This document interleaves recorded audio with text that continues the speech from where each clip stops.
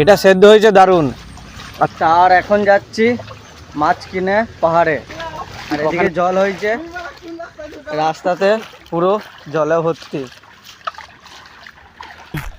তা আমি যাচ্ছি এখন পাহাড়টার অনেকটাই ধারে।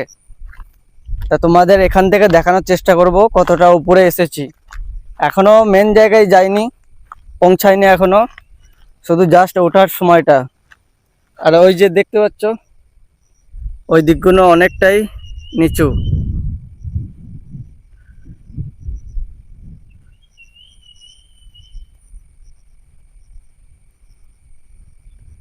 আর ওই দিকে আরো ঘর ফর আছে, দেখতে পাচ্ছ হয়তো তোমরা, সাদা সাদা ঘর বাড়ি দেখা যাচ্ছে হালকা হালকা। এইদিকে আছে একটা। চলো এখন সামনের দিকে যাওয়া যাক।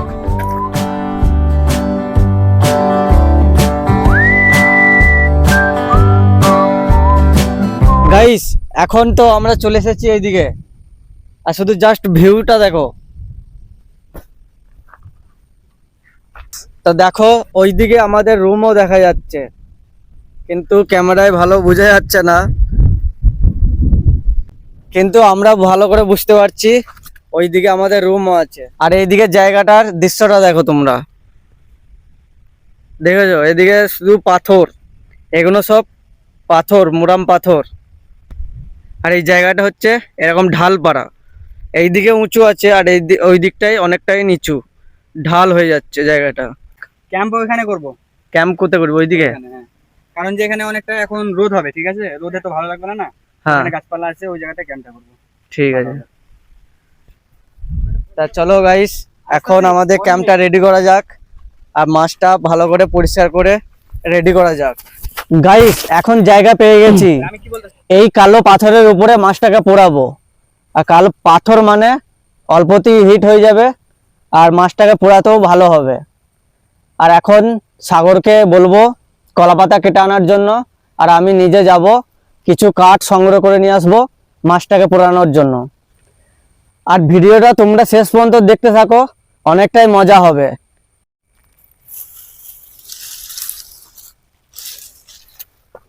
তো গাইস, জঙ্গলে এসছি মানে শুকনো কাঠের অভাব নেই। চলো এগুলো এখন টুকরো টুকরো করতে হবে।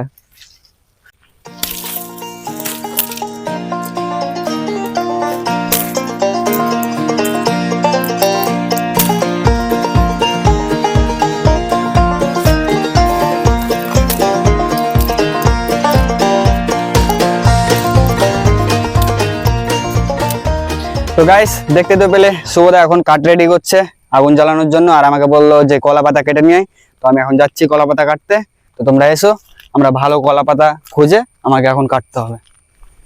তো গাইস, আমি এখন চলে এসেছি কলা বাগানে, চারিদিকে কলার গাছ দেখতে পাচ্ছ। তো আমাকে এখন একটা ভালো ফ্রেশ দেখে কলার পাতা কাটতে হবে। আর এখানে তো সবগুলো পাতা দেখা যাচ্ছে ফেটে গেছে, আমার মনে হয় এই পাতাটা বেস্ট হবে। তো চলো এটাকে কাটা যাক।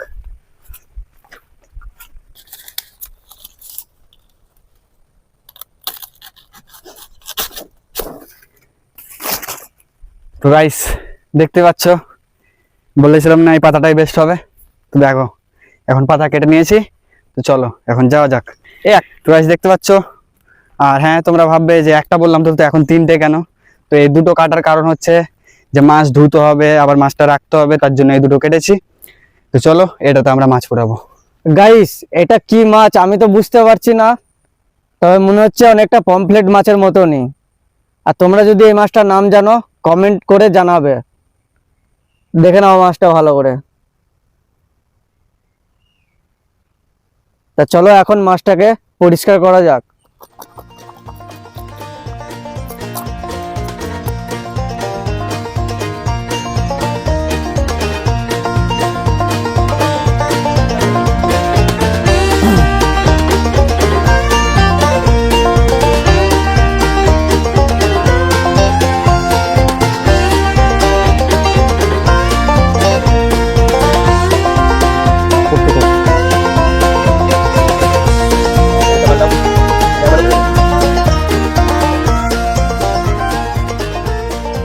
দেখতেই পাচ্ছ তোমরা, মাছটাকে ভালো করে মশলা মাখিয়ে নেওয়া হয়েছে। আর ভেতরেও ভালো করে মশলা দিতে হবে, নাহলে ভেতরে মশলা না থাকলে অনেকটাই বেকার লাগবে খেতে। এবার এটাকে কলা পাতায় মুড়িয়ে আগুনে দেওয়া যাবে। এখন তো এখন মাছটাকে কলা পাতায় মোড়ানো হবে।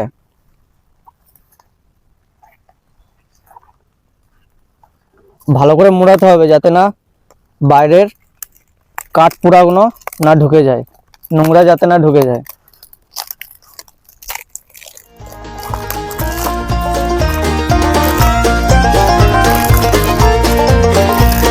আর রুম থেকে এই কভারে নারকেলের ছোবড়া নিয়ে এসেছি যাতে জ্বালাতে ভালো হয়।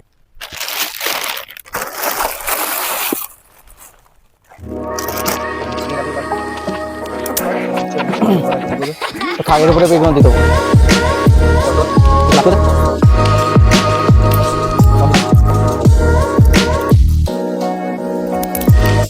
তো এখন গাইস এটার মুখে জ্বালানো হচ্ছে।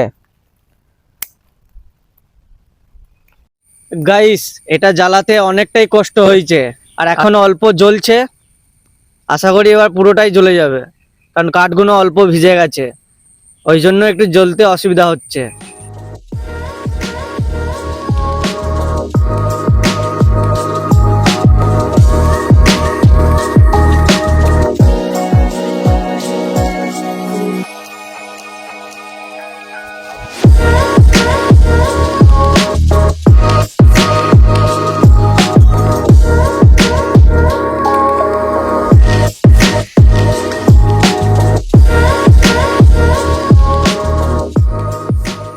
তো এখন আমরা মাছটা বার করে নিয়েছি, জানি না এটা কিরকম পুড়েছে বা কতটা ভালো হবে।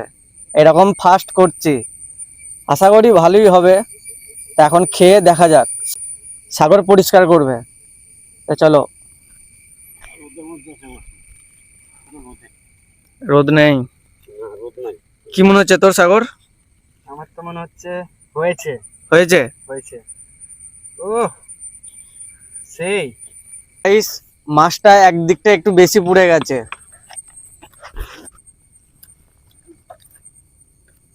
এই দিকটা একটু বেশি পুড়ে গেছে, কিন্তু এটা খেতে কেমন লাগছে ছোটকাদা? ভালো। ভালো। সবাই লাইক কমেন্ট শেয়ার করে দেবেন।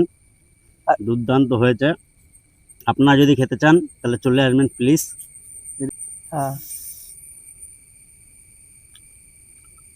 সেই টেস্ট, সেই হয়েছে। মানে বলতে গেলে, বাংলা কথা বলতে গেলে, পাহাড়ে এসে এরকম ভাবে মাছ পুড়িয়ে খাওয়ার মজাটাই আলাদা। এখন আমি টেস্ট করে দেখি কতটা ভালো হয়েছে।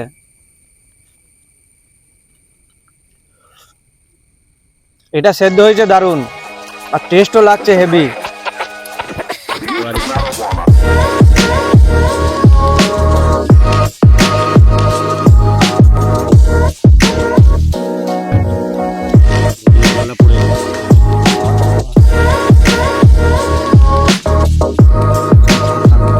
চলো গাইস,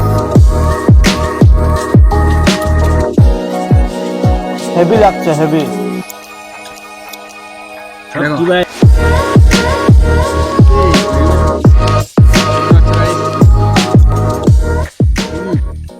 মানে এতটাই সিদ্ধ হয়েছে যে কাঁটাও আলাদা হয়ে যাচ্ছে, অনেকটাই টেস্ট।